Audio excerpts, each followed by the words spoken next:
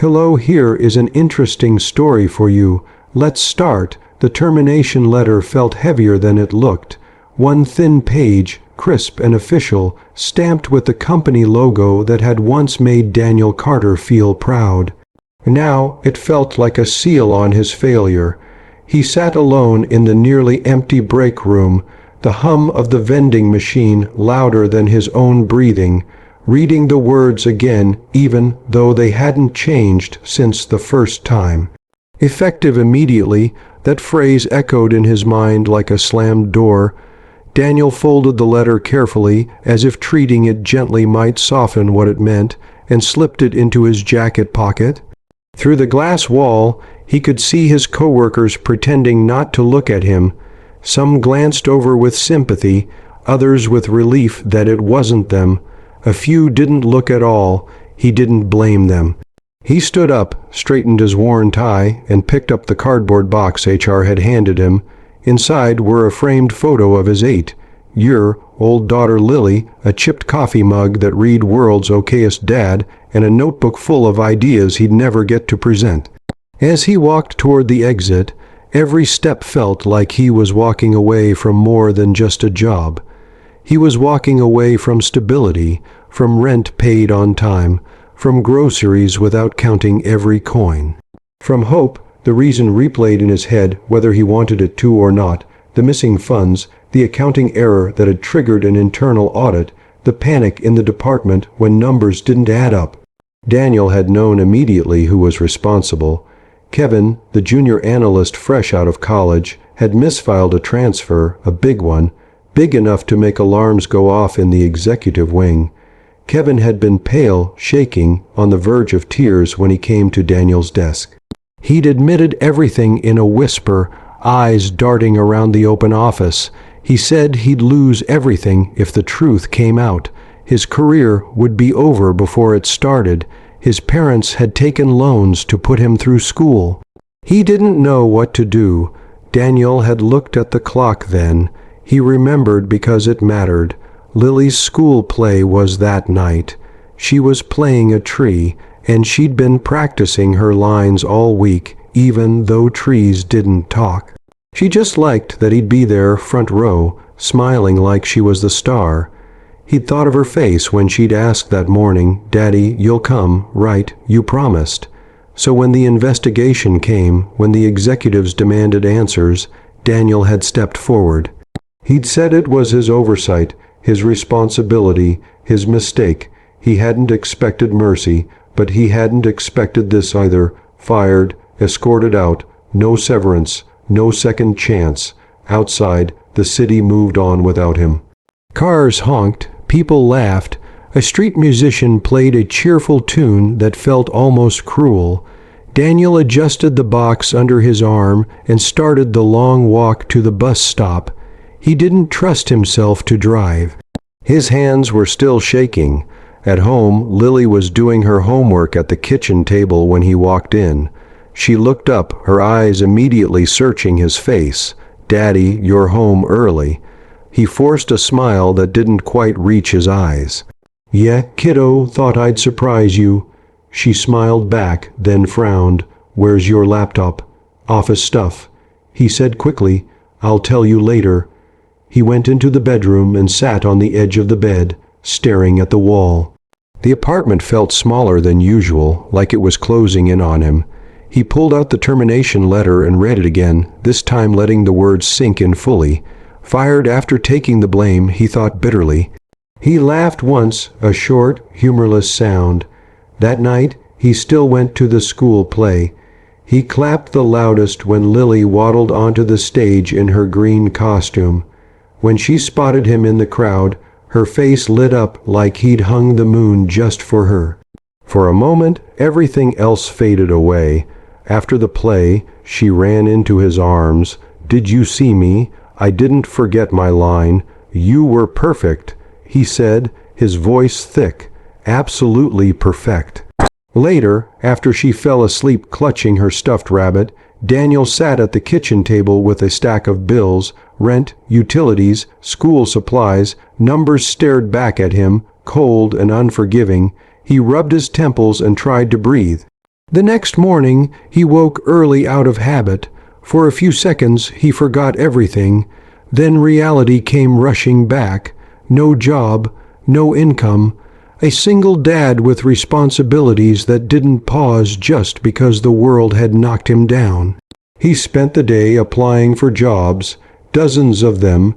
He tailored resumes, wrote cover letters, and tried not to think about how competitive the market was. By evening, his eyes burned from staring at the screen. Days turned into weeks. Rejections came quickly at first, then not at all. Savings dwindled. He sold his old guitar. He canceled every subscription except the internet, because without that, he couldn't even try. Kevin texted once, a long message full of apologies and gratitude and guilt. Daniel didn't reply. He didn't know what to say. One afternoon, as Daniel was leaving a temp agency that had offered him nothing more than a polite smile, his phone rang. It was an unknown number. Mr. Carter, a woman's voice asked. Yes, this is Amanda from Harlow Industries. We'd like you to come in tomorrow morning. Daniel's heart skipped. Harlow Industries wasn't just any company. It was one of the biggest firms in the city. He'd applied on a whim, convinced it was a long shot. Yes, he said quickly, of course, thank you. The next morning, he wore his best suit, which still had a faint coffee stain on the cuff, no matter how much he scrubbed it. He dropped Lily off at school and promised to pick her up on time, then headed downtown. The Harlow building was all glass and steel, intimidating in its perfection. Inside, everything smelled like money and confidence. Daniel checked in at the front desk and was escorted to a waiting area. He expected an HR representative, maybe a department manager. Instead, the woman who walked in made the room feel suddenly smaller. Evelyn Harlow, the CEO, he recognized her immediately from magazine covers and business articles. She was taller than he'd imagined, her presence calm but commanding. Her eyes were sharp, observant, missing nothing. Mr. Carter, she said, extending her hand. He stood quickly, almost knocking over his chair. M.S. Harlow, I didn't realize, please, she said with a small smile. Sit. They talked for nearly an hour. She asked about his experience, his ideas, his leadership style. She asked about his previous role and why he'd left. Daniel hesitated. He'd rehearsed answers to this question, careful, vague explanations. But something about her gaze made lying feel pointless. There was an accounting error. He said, I took responsibility for it. That's not what I asked. She said gently, why did you leave? He met her eyes. Because I took the blame for something I didn't do. She studied him in silence. Then she leaned back slightly, her expression unreadable. I know, she said. His breath caught. You know. I conducted a quiet review after the incident. She continued, your former company is one of our partners. The error trail was interesting. Daniel felt a strange mix of relief and anger. Then why am I sitting here unemployed while the real mistake goes unnoticed? Because, she said, lowering her voice, integrity often costs something, especially in the short term. She stood and walked toward the window, looking out over the city. I built this company by watching people, she said, not just their successes, but their failures, how they handle them, how they treat others when it costs them. She turned back to him. When I read your file, one detail stood out. You're a single father. Yes, he said. My daughter, Lily, she said, pronouncing the name carefully. His eyes widened. How did you? I do my homework. Evelyn said, your attendance record changed after your wife passed away. You adjusted your schedule, took on more, not less. You didn't miss deadlines. You didn't complain. Daniel swallowed hard. I want someone like that on my team, she continued, but not in the role you applied for. Confusion flickered across his face. I don't understand. She stepped closer, her voice dropping to a whisper that felt heavier than any official offer letter. Come with me. She led him out of the interview room and down a private hallway. Doors opened with keycards. Employees glanced up, surprised to see the CEO walking with a man they didn't recognize. They entered a spacious office overlooking the city. "This," she said, "is where decisions are made. I need someone here who isn't afraid to do the right thing, even when it costs them." She handed him a folder. Inside was an offer. Salary that made his head spin. "Benefits, flexibility, stability. I want you as my strategic operations director," she said. "You'll start immediately if you accept." Daniel's hands trembled as he held the folder. "Why me?" "Because," she said softly, "you stood defeated and you didn't become bitter. You protected someone else's future at the expense of your own. That tells me everything I need to know." Tears burned his eyes. He blinked them back, nodding. "Yes," he said. "Yes, I accept." That evening he picked Lily up from school with a smile she noticed immediately. "Something good happened," she said knowingly. He laughed. "Yeah, kiddo, something really good." As they walked home hand in hand, Daniel felt lighter than he had in months. He wasn't just employed again. He was seen, valued, rescued not by luck, but by a quiet moment of integrity that had finally come back around. And somewhere high above the city, in an office of glass and steel, a CEO watched the streets below and smiled, knowing she'd made the right choice. Daniel didn't sleep much that night. Every time he closed his eyes, the words replayed in his mind, vivid and unreal. "Come with me."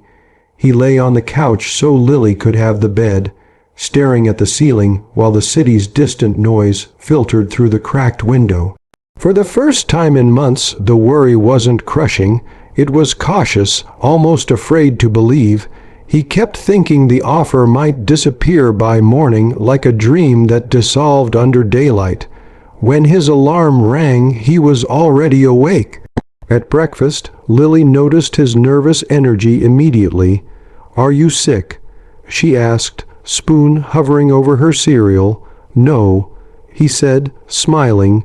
"Just starting something new today." "Like a new job?" "New job?" she asked, eyes bright. He nodded. "A really good one." She grinned. "Then you have to wear the blue tie, the lucky one." He laughed softly. Of course, the blue tie. Walking into Harlow Industries as an employee felt different than the interview. The security guard greeted him by name. His badge worked on the first try. Small things, but each one felt like a brick, rebuilding something that had been torn down. People looked up as he passed, curious but respectful. He could feel it already, the difference between a place that ran on fear and one that ran on standards. Evelyn didn't keep him waiting. Her assistant led him straight into the executive suite. "Good morning, Daniel," Evelyn said, standing as he entered. "I hope you're ready to be overwhelmed." "I think I already am," he replied honestly. She smiled, then gestured to a chair. "Let's get something clear immediately. I don't hire loyalty, I hire honesty. If you ever think I'm wrong, I expect you to say it." That startled him. "Most people don't want that. Most people fail quietly," she said. "We won't." The first weeks were intense, meetings stacked on meetings, data, projections, negotiations. Daniel absorbed everything like a sponge, working late but never missing Lily's pickup. When he needed flexibility, it was granted without question. When he spoke, people listened. Still, not everyone was pleased. At a senior leadership meeting, a man named Victor Hale leaned back in his chair, arms crossed. He'd been with the company for years, ambitious and sharp-edged. "Interesting choice," Victor said casually, eyes flicking to Daniel, bringing in an outsider so close to the top. Evelyn didn't look at Victor. Interesting how threatened people feel by integrity. The room went silent. Daniel felt the weight of that moment. Evelyn hadn't just hired him, she'd put her reputation behind him. Pressure followed quickly. An internal audit, it revealed inefficiencies, intentional ones, contracts padded, funds quietly redirected, nothing illegal on paper, but wrong all the same. Daniel brought his findings to Evelyn late one evening. "If we expose this," he said, "there will be fallout."